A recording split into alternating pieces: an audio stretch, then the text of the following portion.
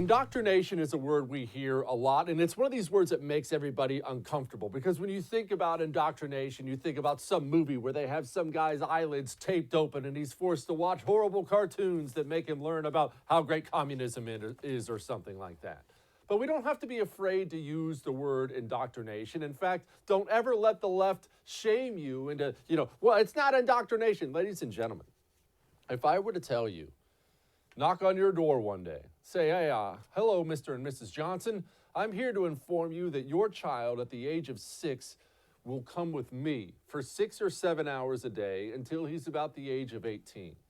At which point in time, I'm going to take him out of your home completely and place him in a school specifically designed by me where he will learn everything that I want him to learn and nothing that I don't want him to learn before I send him out into the world. What would you say my plans are for your child? Would you say that counts as indoctrinating your child? Well, what I just described to you is the average, it's the norm, it's what's acceptable, it's what's expected of the American family these days. What I just described to you is what most likely most of you are doing or have done. You send your child out to school, kindergarten through 12th grade. Hey, just run off to the government schools, little one.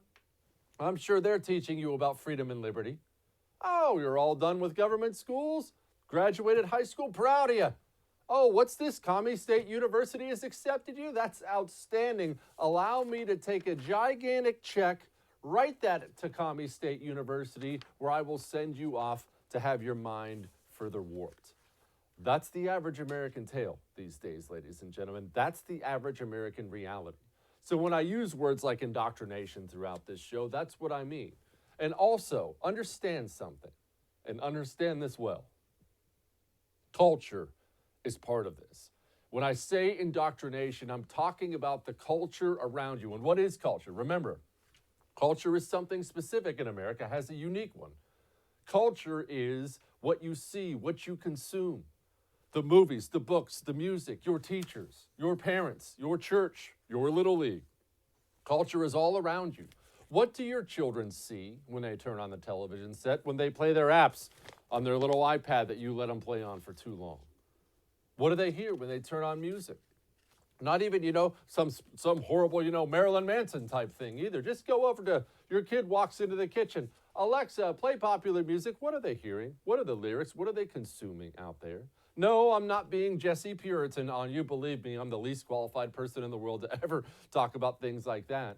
The truth of the matter is your child, no matter what they read when it's modern books, no matter what they consume with music, no matter what they watch in movies, commercials, no matter what they learn in government schools, they are learning about the glory of leftism, and they're not learning a daggone thing about the glory of freedom. That's the culture we live in.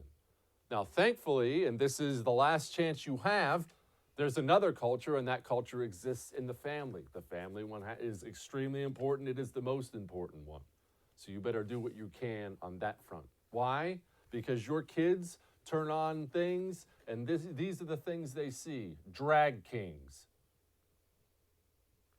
Gender is how you feel on the inside about whether you're a boy or a girl, a man or a woman. If you're non-binary, feel like neither or both. People can also be fluid, feel more like female, more like male, based on a different day or time. It's really individual. Absolutely. Everyone born with a vulva is a girl. True or false? Or identifies as a girl. Well, not everybody is sure, and that makes sense.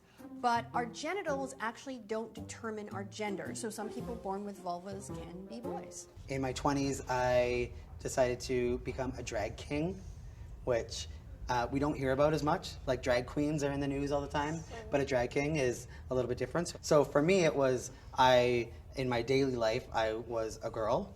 But then when I went on stage and I wanted to perform, I would perform as male and I would use he, him pronouns. Yeah, that's happening, ladies and gentlemen. That's pushed. That's not some special little ad. There are kindergartners in the United States of America as we speak learning about transgenderism, learning that your reproductive organs don't decide your gender. What? That's happening. And not only is it happening, it's spreading. And not only is it spreading, criticism of it is shamed, it's ridiculed. You can lose your job. I'll get complaints just for this show alone. You can't say that. That's bigoted. I have every right as a United States American citizen and a father of 2 boys to want my boys to go to school and learn reading, science, and arithmetic, and not want to have a drag king try to poison their minds with teaching them that abnormalities are normalities, that insanity is sanity.